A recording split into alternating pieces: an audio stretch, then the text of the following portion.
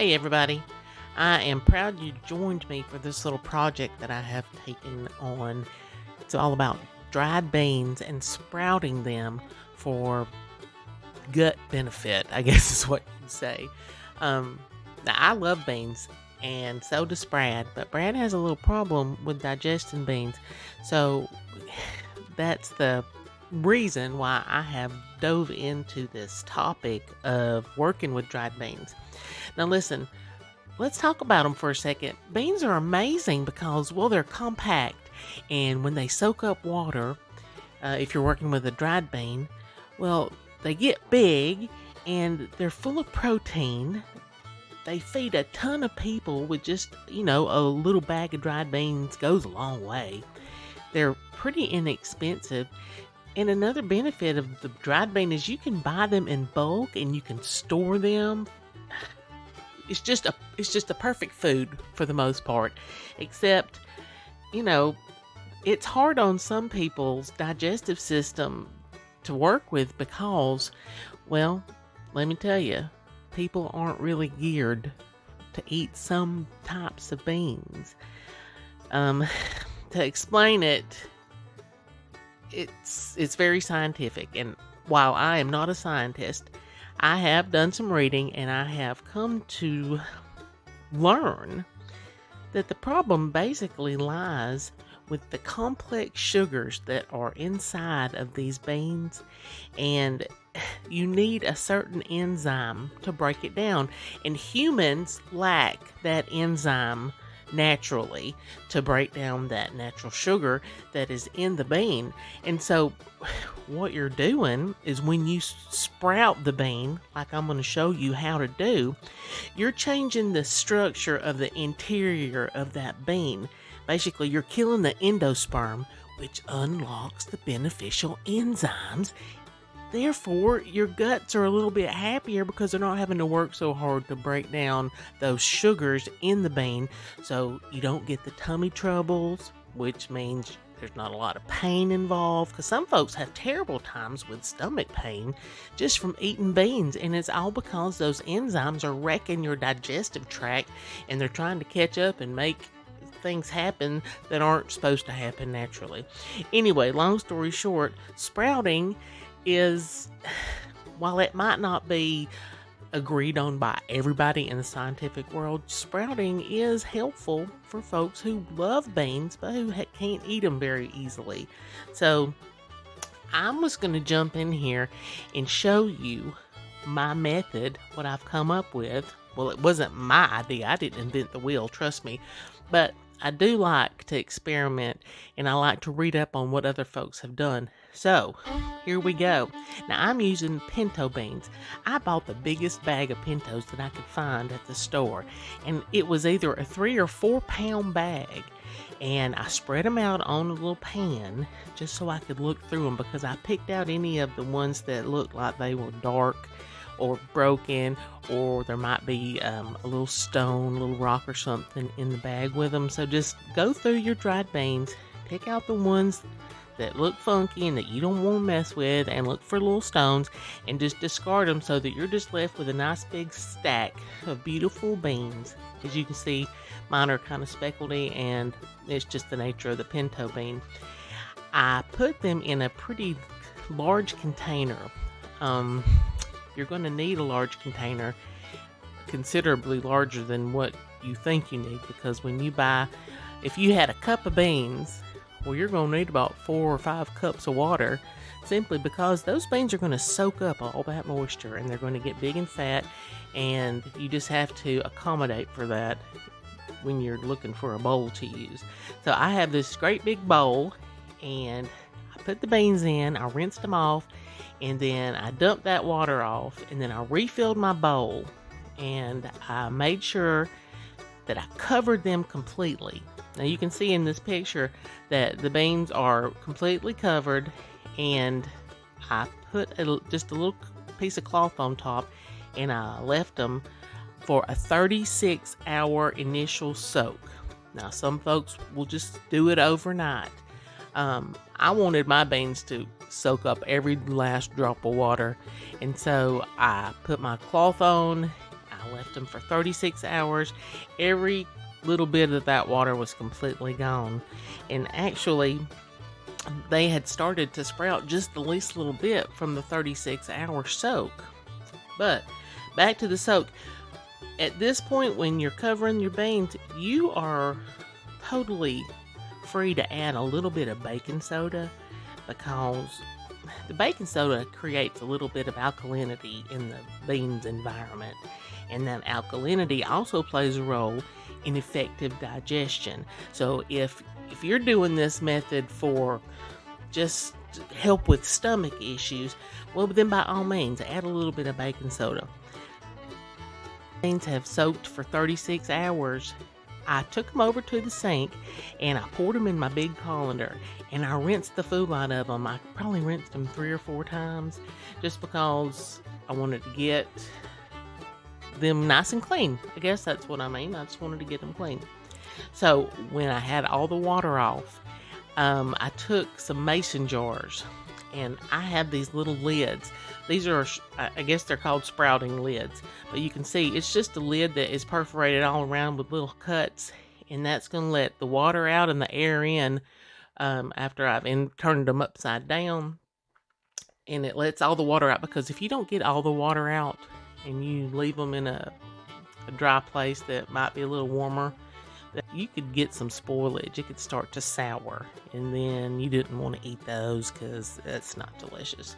So anyway, here's what it looks like when I put them in my mason jar, and I put the little lid on, and I turned them upside down, and I had drained off all the water that I could, and I let them just sit and do their thing. Now, if you didn't want to put them in a mason jar, you can totally leave them in a big bowl. You can just cover it with a cloth and leave it to do its thing. Now, during this process, I changed them 3 times a day. I would take the cover off, I would rinse them, I would completely drain them and put them back in the container and cover them up again. So I did that in the morning, I did it in the late afternoon, and then I did it right before I go to bed. And so it doesn't take long for this to start working, because that little germ's going to start popping out. As you can see, this was after, well, right at 2 days of soaking. You can see the little germ sticking his head out, and just about every bean at this point has started to sprout. Now, up close, you can see that it's just pretty and white, and it looks like a little root reaching out. But that's just the actual plant starting to do its thing, and it's wanting to grow and find some dirt, I guess. But we're not going to give it any dirt. We're just trying to sprout it just to get him to grow a little bit. Over the course of 3 days, this is what I found. That little germ starts to grow and grow and grow, and it just continues to get big and grow, and it's just the natural the maturing process for this bean. Now, my little dog was not at all impressed with this method, but he did sit still and let me get a picture of him. But this is looking at probably the end of day 2, heading into day 3 of the sprout. At least a good 1/2 inch to almost an inch on some of these beans where the sprout has really started growing. And this, looking at this particular picture, was right probably at the morning of day 3, and by the afternoon I knew that they were ready to go. So when I had this amount of growth, I was ready to put them in the pot, because I wanted to preserve them at this point before they started doing anything crazy. So I put them in a pot, I covered them with fresh clean water, and I actually had to split these between 2 pots because that was a lot of beans. So this is just clean water in a pot, and I brought it up to a simmer.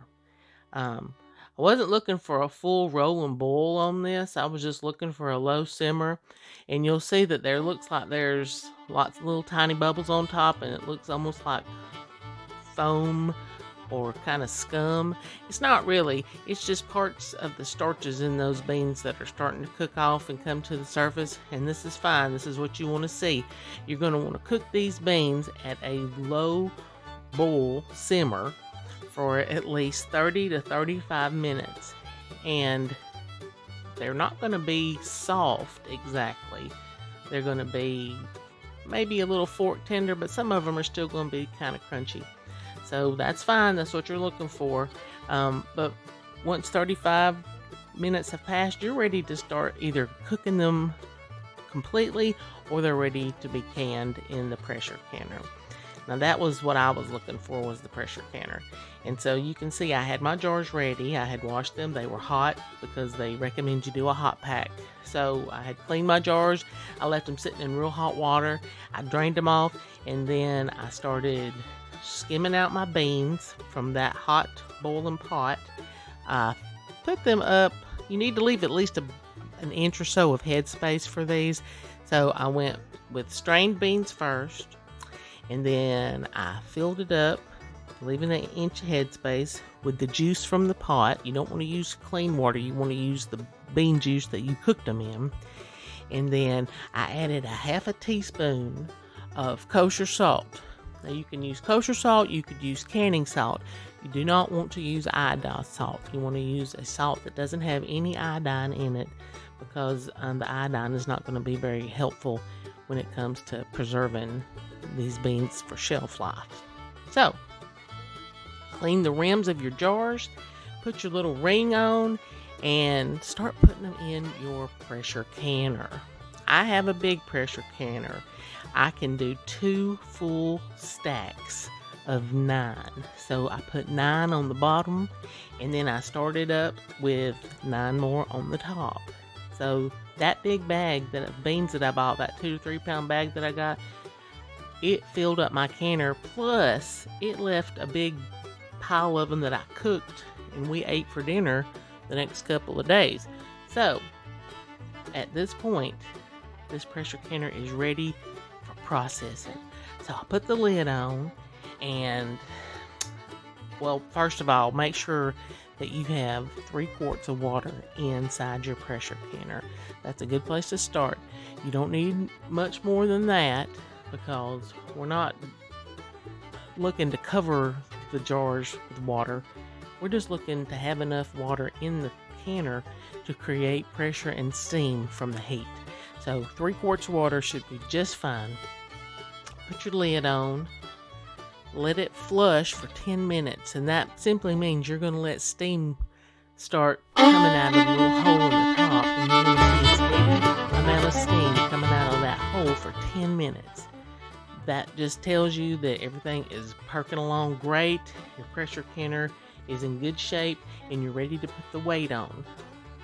Put your little weight on, and then you're going to bring this pressure canner up to 10 pounds of pressure per square inch.